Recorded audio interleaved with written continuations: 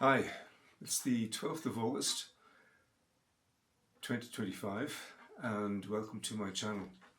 I'm just going to do a quick video about the protests that happened in Ireland over the last few weeks. I'm just going to make a comment about them.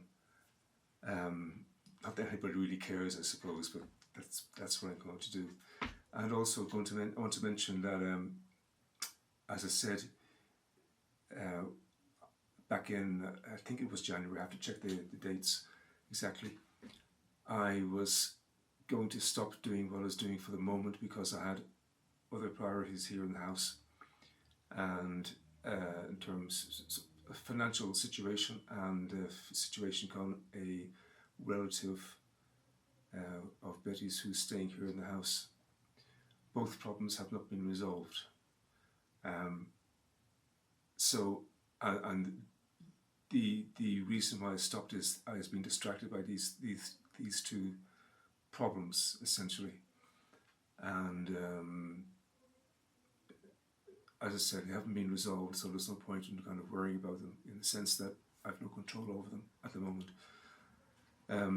So I decided to get back onto this. I haven't been doing nothing for the last 6 months. I've been doing a lot of things, but not this, and I want to get back into it. And yeah, that's basically it. The problems here, one probably will never be resolved. I think I can say, well, I won't say much about that at the moment.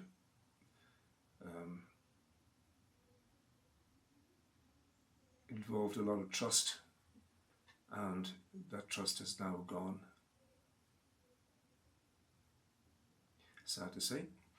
And the other problem will be resolved one way or the other, but probably not for another 6 months, and I can't do anything about that. So I just need to get on and do what I plan to do. Okay, I'm 6 months behind. That's the way it goes. So, the protests. There have been a number of protests, a lot of protests actually, over the last 3 or 4 weeks regarding immigration, legal and illegal immigration into my country. Now, as you know, I live in Mexico City. I haven't lived in Ireland for almost 40 years. And you might say, well, I have no right to give my opinion. Well, all I can say to you is, fuck you, and I will give my opinion.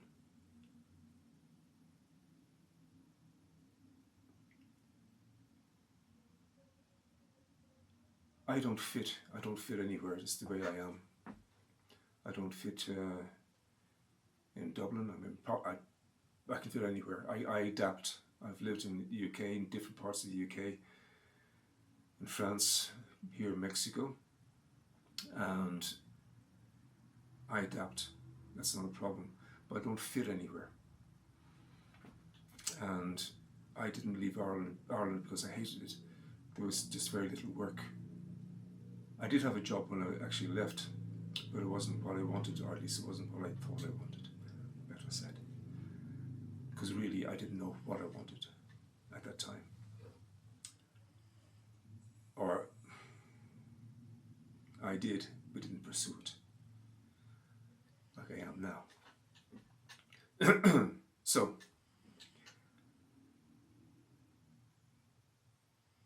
I was very impressed with the number of protests.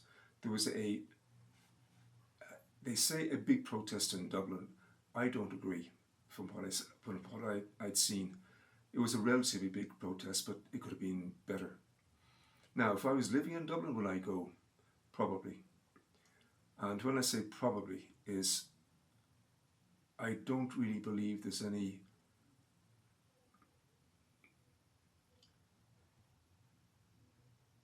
good comes out of a protest,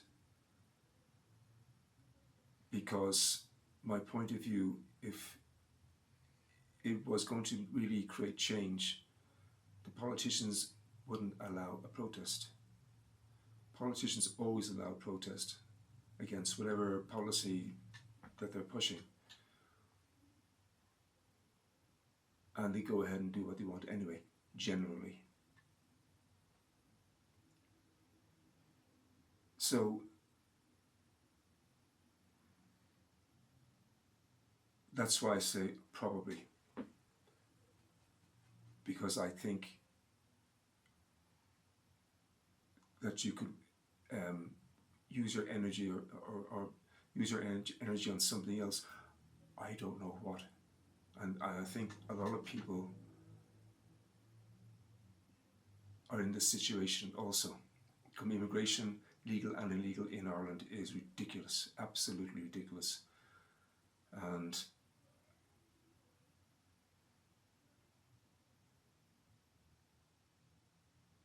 the only solution to it, and I know I'll get in trouble for saying this, is a revolution. And I don't mean a peaceful revolution, because I don't believe you can have a peaceful revolution in Ireland now. Something like 27% of the population is foreign born and has arrived in Ireland over the last 5 or 10 years or 15 years. I can't remember exactly the actual period. Not that it matters. That's a lot of people. And that's the only solution I can see. I can't see a political solution to this problem. And it is a problem for the Irish.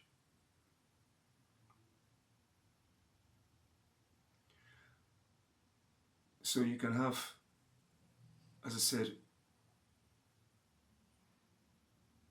if protests really were useful, they'd be banned. Now, last year there was a series of protests in Coolock in Dublin, very near where I live, about a mile from, or 2 kilometres from where I lived, where my parents had a house, our house, my home. And the protest it wasn't banned, I don't think, but the police certainly came down very, very hard. And there have been a number of other protests around the country and outside IPAS centres, and the police have been very heavy-handed. And but generally they're allowed. And why? Because they don't really do anything. Yes, they may highlight a problem to those who aren't really listening or aware, but in general they don't do anything. Not just in Ireland. And I can't think of any other solution, a peaceful solution. You know, you can have all the talks you like, but people are still coming in.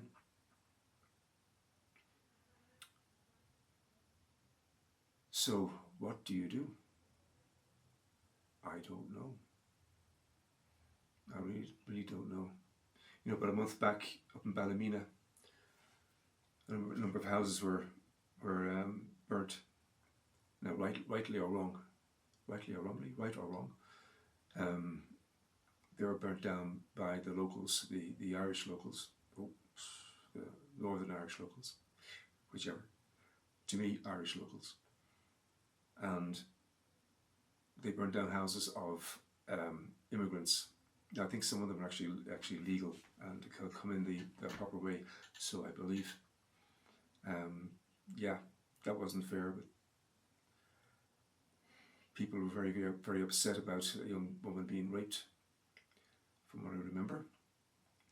So if the police and the politicians, the government in general, don't do anything, the people will respond one way or another. And if a peaceful solution doesn't work, they're going to use other means. And from what I can see, the government is not interested. The southern government and northern government is the same as Stormont and London, Stormont stroke London. They're doing exactly the same thing. They're protecting the immigrants, the legal and illegal, and the Muslim community.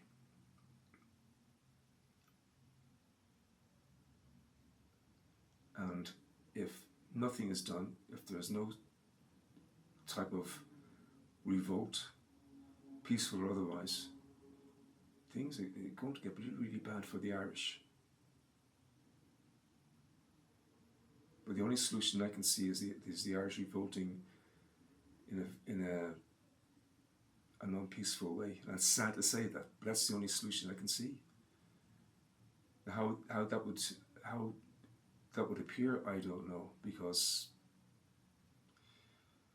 how many people are trained in arms? Well, maybe I don't know how many. Maybe 50,000 men have gone through, women have gone through the armed forces and the police who have military experience, arms experience, arms training, as I do.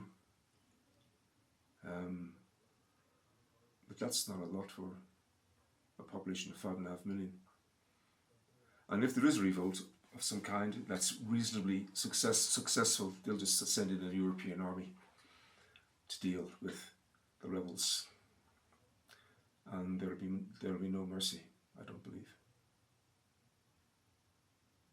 Or they'll use the illegal immigrants, the men of military age, a lot of which appear to have military experience as well, and combat experience, which is more important than actual military experience. If you understand, they've killed, they've seen killing, they know how to do it, they know how to deal with it.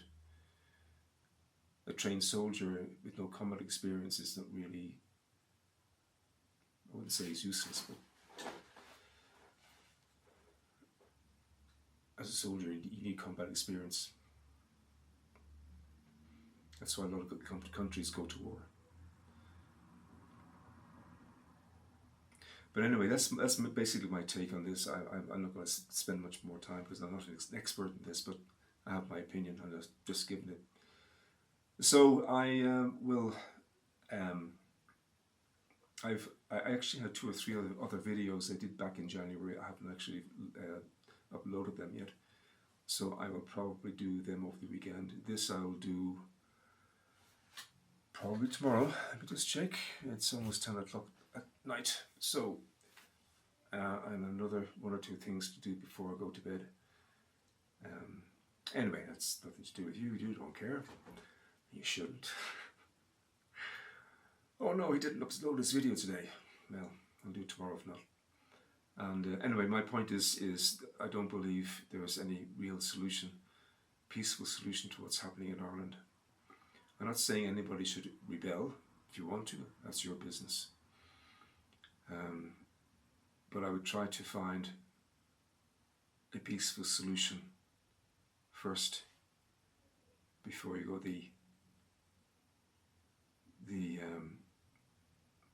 a more kinetic approach to solving the problem.